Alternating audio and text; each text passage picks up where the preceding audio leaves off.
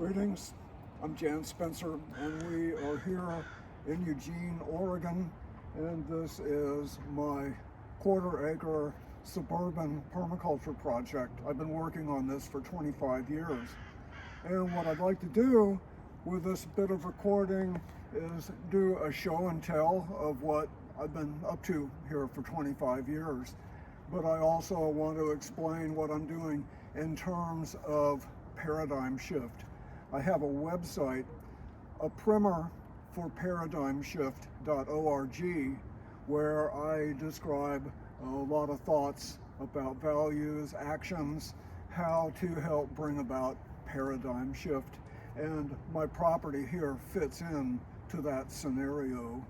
So one thing I want to say about paradigm shift is that it's a movement towards a society, a purposeful movement that for humans to take care of their needs within the boundaries of the natural world, and that society would place a high value on uplift of the spirit, both at the personal level but also at the society level, and that society would also place a high value on building civic culture, being engaged in our communities, and then that society would be served by an honest and responsible economic system.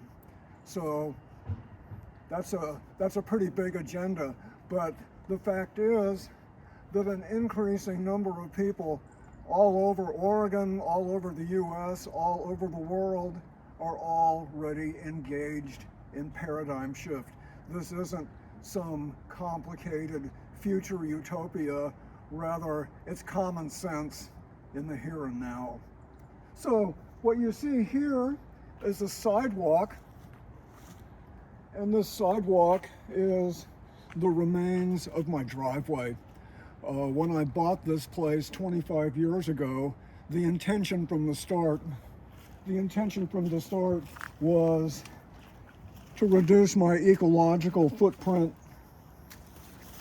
and to produce more basic needs here on site, like food, energy, water. So what we're looking at right now, just straight ahead of us here, is what used to be a garage and is now a living space. Where you see that door, that's a garage and a living space. And then as we pan over towards the left, we're just looking across the north side of the house. The property is oriented, long axis is north-south, and the axis of the house is east-west, and the backyard is on the south side of the house. So what you're seeing now is just what used to be a grassy front yard. It's only a quarter acre, so it's not such a big space, but you can do a lot with a quarter acre. I planted the bamboo, and off to the right, just a little, you can see a water tank. That's a 1,600 gallon water tank. I catch rainwater, of course, off the roof of my house. But it's good when you're doing a permaculture transformation project to have a sense of what it is you want to accomplish, and then of course to become acquainted with what you have on your property. Good solar access, you have a slope, what's the orientation of the property and the house. This just happened to be a very good set of combinations. What I had to work with here is very good. I haven't had any static from the city or from any neighbors, and actually there are a small but appreciable number of other people nearby who are doing these kinds of projects too. We've had lots of site tours to show and tell what people are doing on their property. Here's an interesting feature right here. I mentioned that I had a driveway, took out the driveway, rented a cement saw with a friend, and we cut the driveway up into rectangular pieces, and we broke up some of the pieces. I did a landscape feature here. there's actually a pipe that goes up into all those rocks, and of course those rocks are my driveway, and that's on some of those rocks that's 25 years worth of moss, and I have a pipe going up there from my water tank, so there's a little bit of a flow of water, which is just nice. And I see birds, my cat, wildlife. It's sort of a nice little place. It's a little oasis right here. So let's walk towards the backyard here. I'll just kind of lead right here. And this is a walnut tree, an English walnut tree I planted when it was about the size of a chopstick. So that's what a walnut tree can look like after 22 or 23 years. I do get some walnuts from that tree. And I've had my truck parked here in the past, 25 years ago.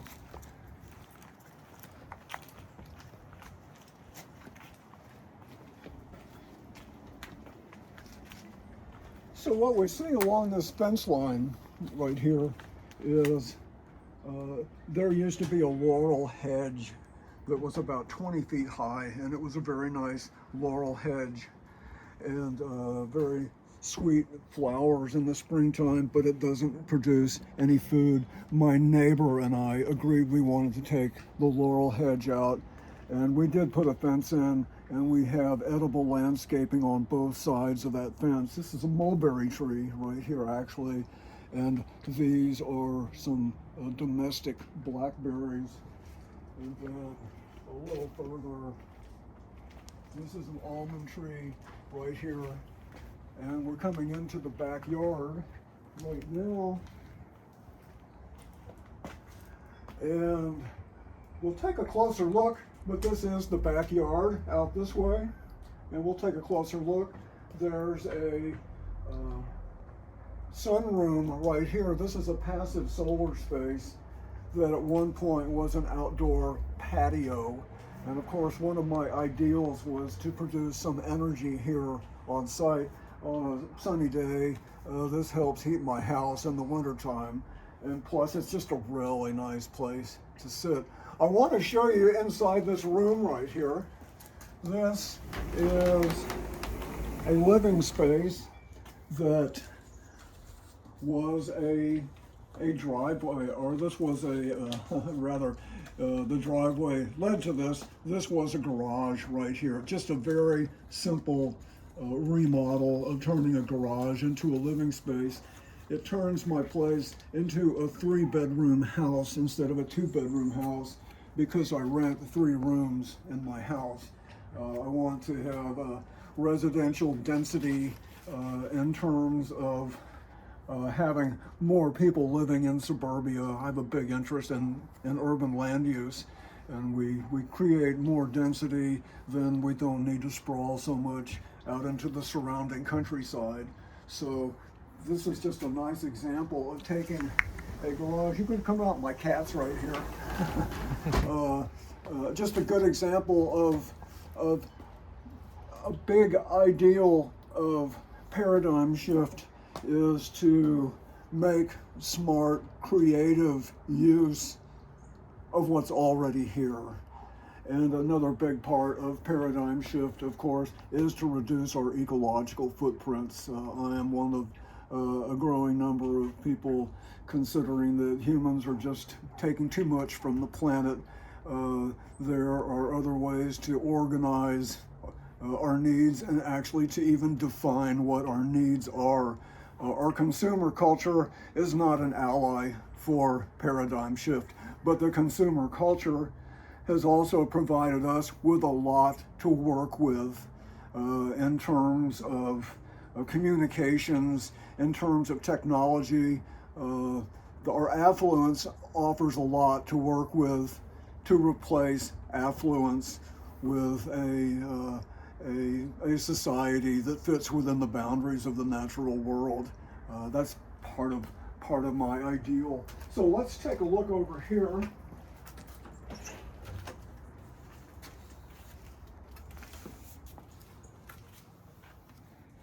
This was a south side of the house patio. Somebody closed it in before I moved here. They didn't do a real good job of their remodel. A friend and I rebuilt this about 20 years ago, and we put glass up in the ceiling also. But it's just such a nice place to be. Solar energy, passive solar is just like magic. The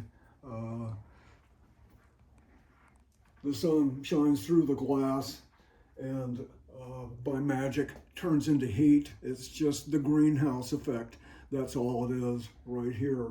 So a lot of these plants go outside in the summertime, but this is where they hang out in the wintertime. And of course, this couch right here, my cat likes to be in here. It's just makes me wonder why passive solar design just hasn't been a part of the architectural approach to taking care of human needs all along. There's nothing mysterious about passive solar design, and by my good luck, this house is set up very well, you know, for making use of passive solar. We'll take another look at a structure I built here in a few minutes that also has passive solar design as well. So let's go back outside.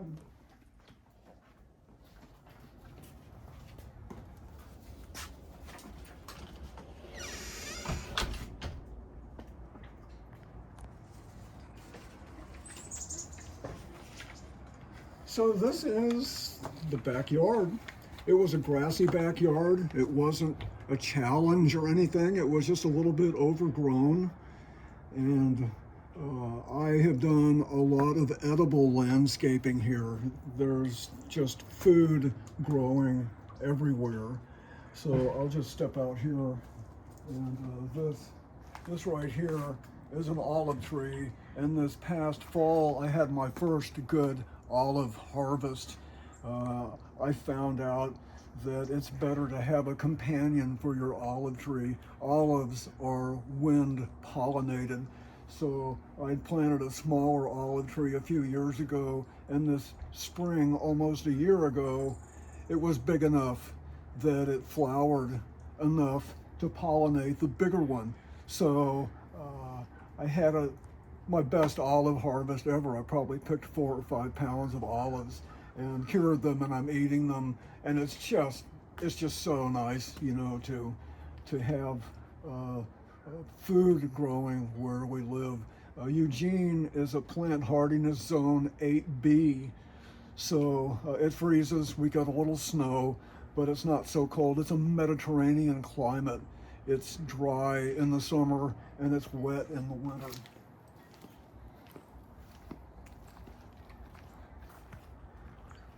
So this particular tree right here oftentimes attracts a good deal of attention. It is a lemon tree, and I've been picking lemons. I've been selling lemons to some local stores. It's been a very good year for lemons. And one might say, you can grow citrus in Eugene? Well, of course you can, but you have to be willing to take care of the tree. Every now and then when we have cold weather, I put a cover over the tree, got a really good way to look after the tree, and I even put a heater out here if I need to. But this has been a good year. I've been giving lemons away. I've been selling lemons. So if one is wanting to take care of the lemon tree, but this is a healthy lemon tree. It still has lemons on it, but it was loaded a month and a half ago. But I've become a lemon farmer, at least this year. Come back here.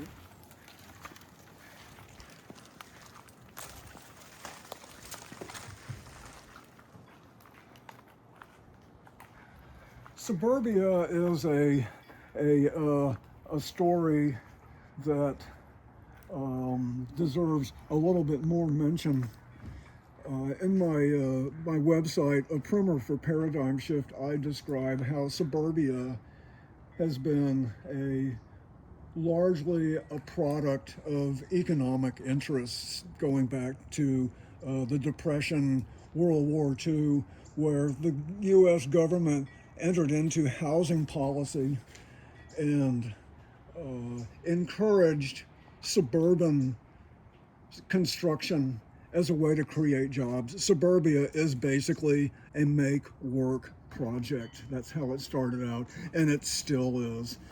And half of Americans live in suburbia, and of course, there's lots of different kinds of suburbia. This is a very benevolent form of suburbia.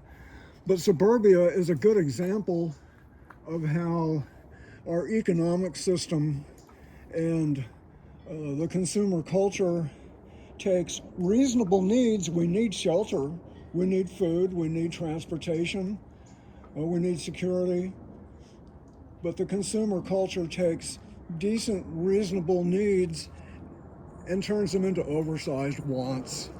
And that's a big problem with our economic system because it prefers economic activity, turning nature into money, more so than public health and what's common sense for the well-being of society and the well-being of the natural world as well. I go into more detail on my website. There's lots on my website about a very interesting critique of capitalism, but most of my website is describing how can we make a paradigm shift transformation. That's what most of my website. There's lots of content about books, articles, describing the problems that we have, but there needs to be more content describing real life examples of what people are already doing that fits into paradigm shift.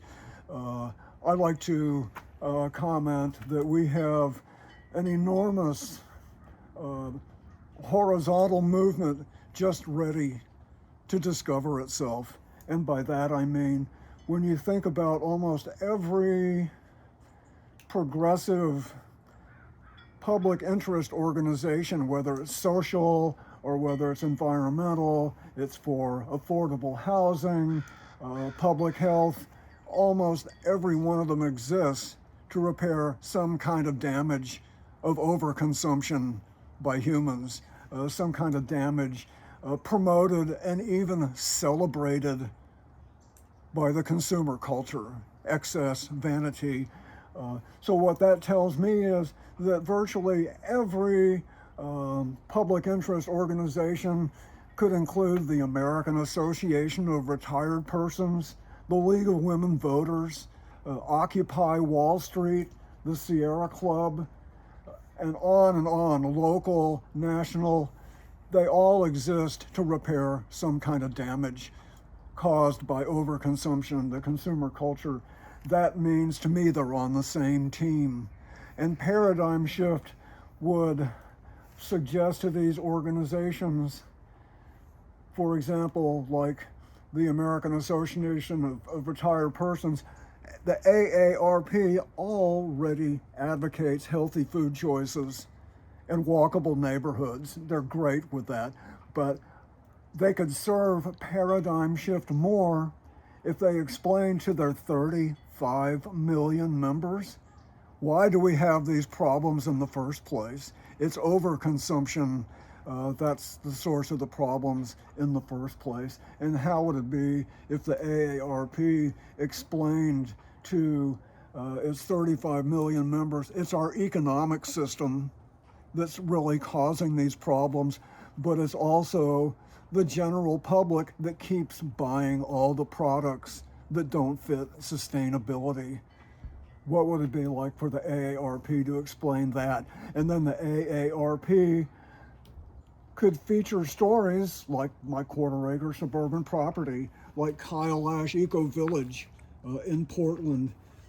The AARP, the Sierra Club, could use their communication capacity, their websites, their magazines, their outreach, to be an advocate for paradigm shift, because paradigm shift would address the problems that they're they're interested in, that they're trying to address. So that's an extremely important part of a primer for paradigm shift, is how do we take these ideas out to a wider audience. So what you see right here is the back side, the south side of my house. We were just inside the sunroom there, and you can see a little bit of bougainvillea. That doesn't do well outside in the wintertime, but it sure likes it inside there. You see the lemon tree, and you can see the olive tree. There's a big fig tree over there. And of course, these are all garden beds. I grow practically all my own fruit and vegetables. I do different types of food storage. Of course, I'm vegetarian. I gave my truck away a couple of years ago, so I'm car free. Eugene is a better place than average for being car free. I'm glad I'm able to do that. It's a conscious choice. And let's go back over this way here. I want to show you another item here. We're kind of getting back into the industrial area here, but right here you can see that is a 3,000 gallon water tank, and you can even see it's overflowing at the top. It's full right now. That tank is full. And I have a 6,500 gallon storage capacity. I have two 1,600 gallon tanks, and I have this 3,000 gallon tank. And I use this primarily for irrigation. But this particular tank I bought new. The other ones I bought used. This one is food grade plastic. And with a Berkey ceramic gravity water filter, you could clean this water up for drinking real easy. There's certainly some dirt in the bottom of it. Comes off the roof of the house right here. But it's a very useful story. What I've learned with producing an appreciable amount of my own needs of food, energy, water. What does it take care of our needs, to satisfy our needs? That's a real important issue. And I'm all for convenience, and I'm all for comfort, but what high levels of convenience and comfort oftentimes turn into, it disconnects us from reality. It disconnects us from the natural world, when all we do with a 4,000 pound automobile is push the accelerator down a little bit to go faster or go up a hill. How does that energy translate into the real world? Of course, many have written about the density of energy in a gallon of gasoline. It's what's facilitated our entire civilization, and I'm all for making smart use of technology, but when technology is being driven by the profit motive, we're going to have problems, and we already have problems, and we've got more on the way when there's not adequate oversight for the public interest. People have written books about the precautionary principle in this kind of these kinds of concerns, that technology in the hands of people who want to add to their already existing fortunes at the expense. A term I use a lot in the primer is externalizing the cost. And in economics, anybody knows what that means.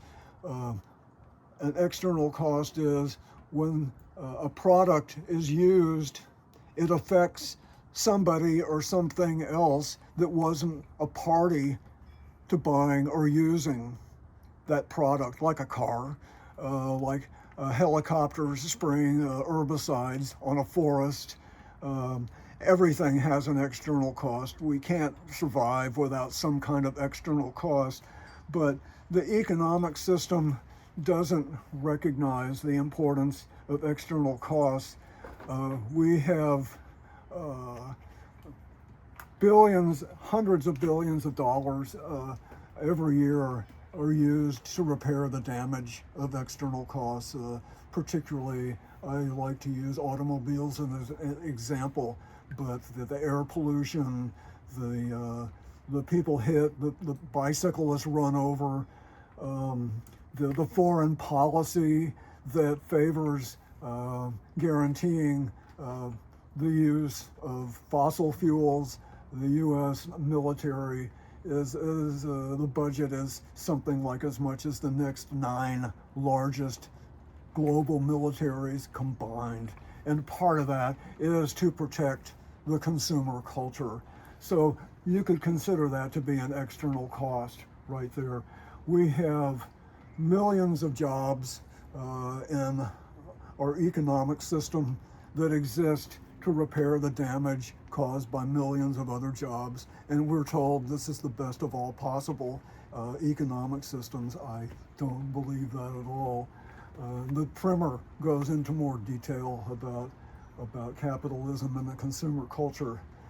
But certainly one of the most interesting projects that I've done here on my property is I built, you can even look through here, we'll go inside, is an accessory dwelling unit. This is in my backyard. I decided I wanted to build a structure I can live in. So this makes my property a 4-bedroom property, and it's this is just a wonderful place that I constructed. It's my sleeping place, it's my office. We'll go inside and we'll take a look.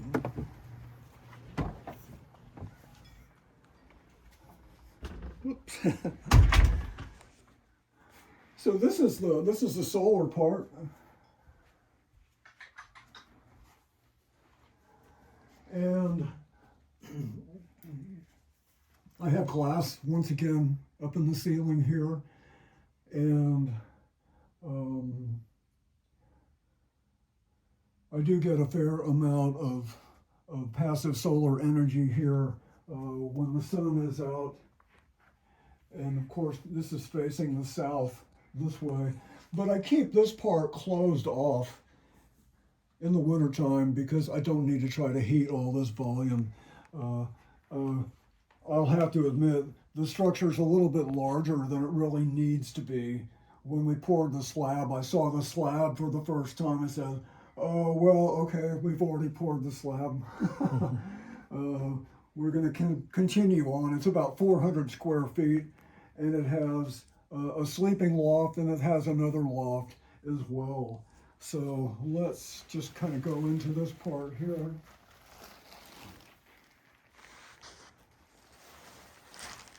And this is my workspace, and there's a loft. I have a sleeping loft up here, and I have just a wonderful view out the window to the backyard. So just kind of take a little bit of a look around there.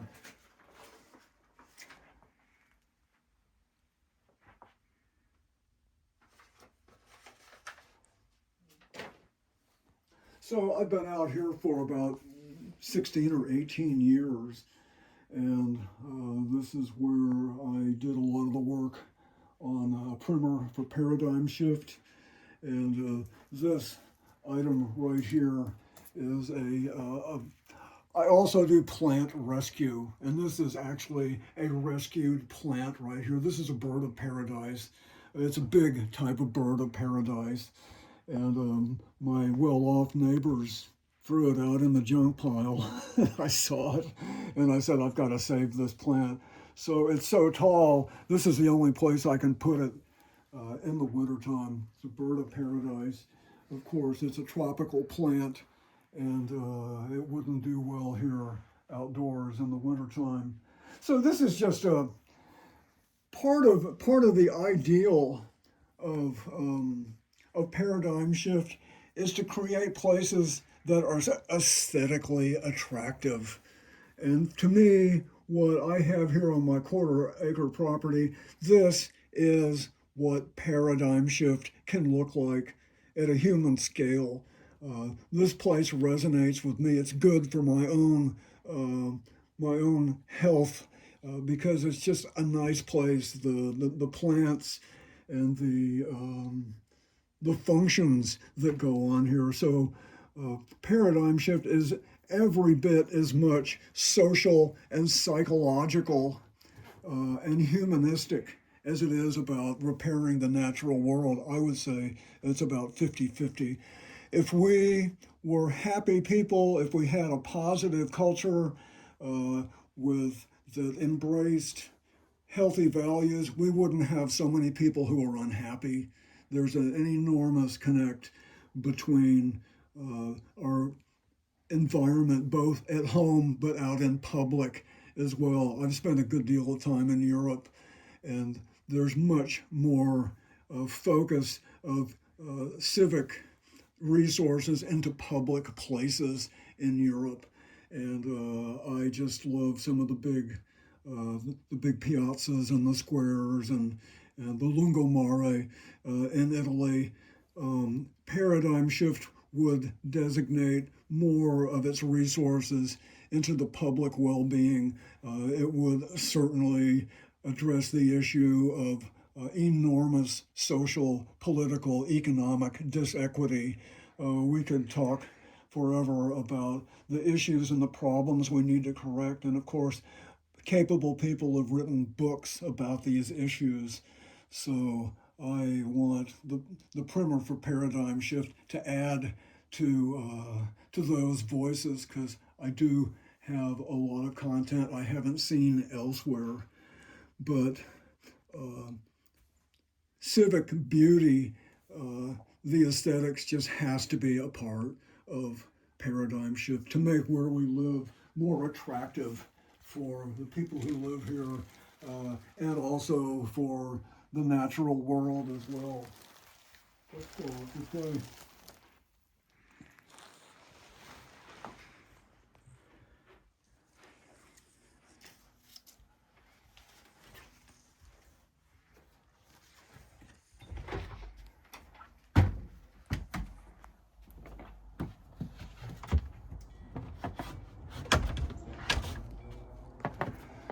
So just a final, just a little bit of a look around. Where I can see from here, you can see the tops of some apple trees, some pear trees. I have some peach trees, kiwi. I love to make grape juice in the fall. It's one of my favorite things to do, is to harvest my grapes, and I make 7 or 8 gallons of grape juice, not wine, but grape juice that I put in the freezer.